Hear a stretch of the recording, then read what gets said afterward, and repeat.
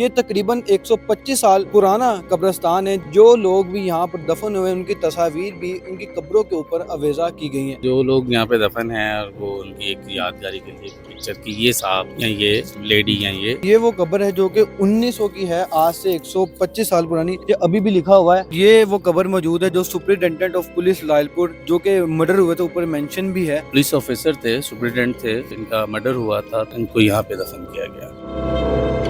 अस्सलामुअलैकुम नाजरीन, मैं हूं फैज़ान खालिद और आप देख रहे हैं डेली पॉइंट। नाजरीन, इस वक्त मैं मौजूद हूं फैसलाबाद के इलाका 7 लाइन में और आज मैं आपको एक कब्रिस्तान दिखाने वाला हूं जिसे गोरा कब्रिस्तान के नाम से जाना जाता है। ये तकरीबन 125 साल पुराना कब्रिस्तान है, जिस पर इस कब्रिस्तान की खासियत ये है कि जो लोग भी यहाँ पर दफन हुए उनकी तस्वीर भी उनकी कब्रों के ऊपर अवेजा की गई है। आज हमारे साथ जो इस कब्रिस्तान की देखभाल करते थे, उनकी 5वीं नस्ल से अलीशा भाई साहब हमारे साथ मौजूद है, जो इस कब्रिस्तान की अब इसकी देखभाल कर रहे हैं, उस कब्रिस्तान को देख रहे हैं। और एक और मैं बात बताता चलूं, जो इनका घर है जो 125 साल पहले इनके अब्बा अजदाद को अलॉट किया गया था, तो आज भी वो घर भी अब मौजूद है और एक कब्रिस्तान भी मौजूद है। लेकिन अब जैसे ही सुतरा पंजाब मुहिम शुरू हुई, जिसमें तजावुजात के खिलाफ ऑपरेशन जारी है, जैसे कि फैसलाबाद की मेन शाहराहों और गली मोहल्लों में ऑपरेशन किया जा रहा है, लेकिन किसी ने यहाँ पर शरारत की कि ये भी कब्रिस्तान और घर भी तजावुजात में आ रहा है। इसके पीछे क्या कहानी है, इस कब्रिस्तान की हिस्ट्री क्या है, आज आपको सारी गुफ्तगू दिखाएंगे और कब्रिस्तान का भी विजिट करवाएंगे। इसमें कौन कौन सी कब्रें और किस जो ब्रिटिश दौर में ये बनाया गया, कि क्या वाकई गोरों की कब्रें यहाँ पर मौजूद है कि जिसका नाम गोरा कब्रिस्तान रखा गया। तमाम सवालात हम अलीशा भाई के साथ पेश करेंगे और इनसे जवाब जानेंगे। अस्सलाम वालेकुम, कैसे हैं? जी वालेकुम सलाम। सर बताइएगा, सबसे पहले इस कब्रिस्तान की हिस्ट्री के में बताइए कि वाकई ये गोरा कब्रिस्तान, क्या वाकई गोरों की कब्रें हैं यहाँ?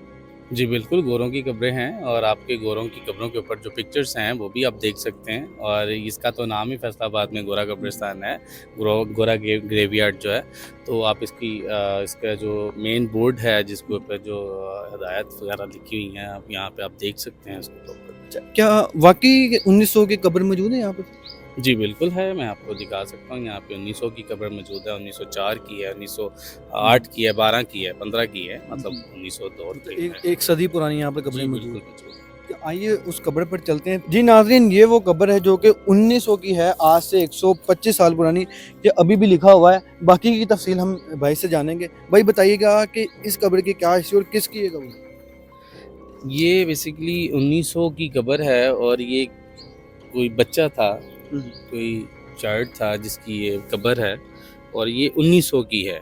इसके ऊपर मेंशन है, ये इसकी जो पैदाइश है वो 1896 में हुई और ये 1900 में इसकी डेथ हो गई। इस कब्रिस्तान में हमने देखा कि बड़ी ग्रीनरी है, यहाँ पर फल भी लगे हुए हैं।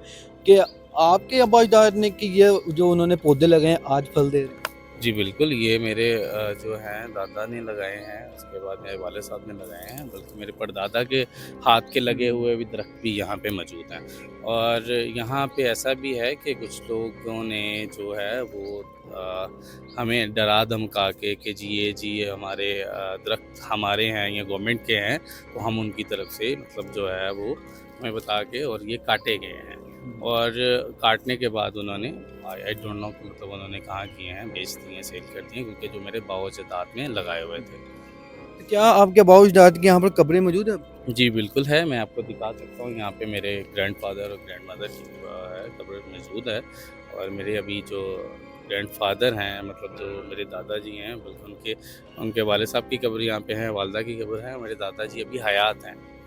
जैसा कि हमने सुना है कि यहाँ पर कब्रों के ऊपर तस्वीर भी अवेजा की गई है, उसके पीछे क्या है कि क्यों तस्वीरें लगाई जाती हैं? बेसिकली ये तो इसीलिए लगाई जाती हैं कि जो लोग यहाँ पे दफन हैं और वो उनकी एक यादगारी के लिए पिक्चर की ये साहब या ये लेडी या ये जो है थे यहाँ पे दफन है। अच्छा, तो 125 साल गुजर गए हैं, कभी गवर्नमेंट ने इस पर कोई खर्चा किया हो या आप अपनी जेब से लगा रहे हैं?